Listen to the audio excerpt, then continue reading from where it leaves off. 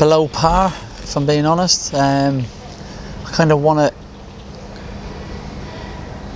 to come out and tell you what I think, but I'm very reluctant because it's impossible to criticise the players when you look at the month we've had and how they've performed in the game. So, but we were below par today for sure. You started well, and then it felt like the injuries, ironically, to Port Vale, they had two players going off. It seemed to affect your rhythm more, maybe. I think the game was 100% on the whole affected by the injuries, but again, it's always for both teams because, yeah, we controlled the game, we moved it well, we were comfortable. I think there was 7 minutes between the two injuries, but when we came in at half time, we were like, the game's really fractured, we need to gain that control. And we had a period in the second half when we did that, but the same thing happened again in the second half where it came quite bitty and fractured. And so not one of our better days. No, I mean, they saw more of the ball as well, particularly in the first half, didn't they, Vale? First half they did, second half was 50-50, first half was 60-40, that equals 55-45 just for your maths. But again,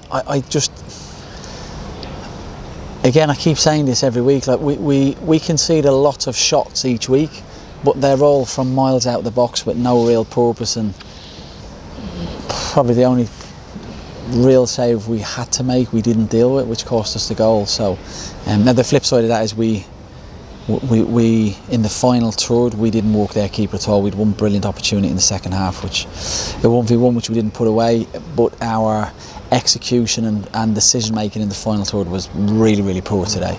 I felt we got into really good areas, really good moments, and the quality that we've shown in recent games was missing today, and I get it when I look at the games we've had and I look at the pitch. I mean, unfortunately for Port Vale, I think they've lost a minimum 2 injuries in the first half, maybe one at half time, so it was taxing.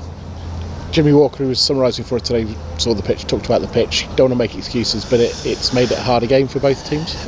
For both teams, definitely, yeah. It's not what's cost us the game, but we obviously chatted at length about making changes and changing things. We'd no concerns really about the physical fitness of the guys, because we can measure that, we do that on a regular basis. But actually when we came here and walked on the pitch, it was like, oh bloody hell, this is trouble today, and that's something we can't foresee. Unfortunately for Port Vale, I think that was evidenced in what happened with a couple of their players, but it's the same for both teams. Danny Mann drew an injury. Was it in part of the pitch? It looked like a hamstring. He pulled up when he was breaking forward and then tried to play on for a bit. Yes, so he, again, it was just talking about his injury, he put a cross in. He said he felt it tighten up, and I was just speaking to him on the side, because Danny's a young lad. I thought, I can see the problem here. He's never had a hamstring injury in his life, so he doesn't know anything about it. And I was desperately trying to convince him to come off. He wanted to give it a go, but I was saying to him, look Dan, I've had a million hamstring, it is going to go if you stay on. In the end, fair play to him.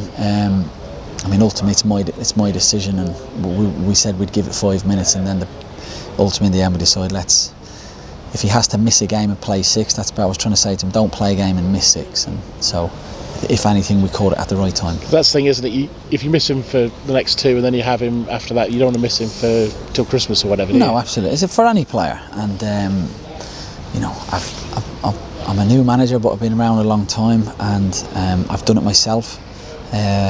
Playing for Wolves, where I went to see the manager and I said, look, I think I'm okay, but I'd rather pull myself out and play the next 6 games instead of playing and missing 6. And it's just using your head, and that's what we did today with Danny.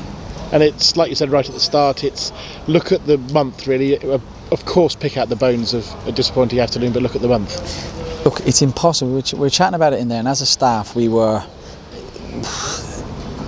like critical about certain things, and again, there were like reminders of, let's recognise you can't. That's the 4th game we've lost this year, which is one of the fewest in the league. You cannot win every game. We're gonna lose. For those that are listening, we're gonna lose more games of football, but we'll win plenty along the way. I knew coming here today this was going to be a really difficult game against a side that are in a good place, but the bottom line is we were below par today, not at our best in terms of our technical executions, and maybe a yard too slow mentally as well. A quick turnaround though. So that's the great thing about football. We've got a good opportunity, and it's not a free hit on Tuesday, but it's an opportunity to play a game where most teams in the league, we've got an opportunity to go up the table and get points away from teams underneath us, and maybe get ahead of a couple of teams. And there's a lot of teams won't be playing on Tuesday, so that is one huge positive. And it's at home as well, which is brilliant. So looking forward to that.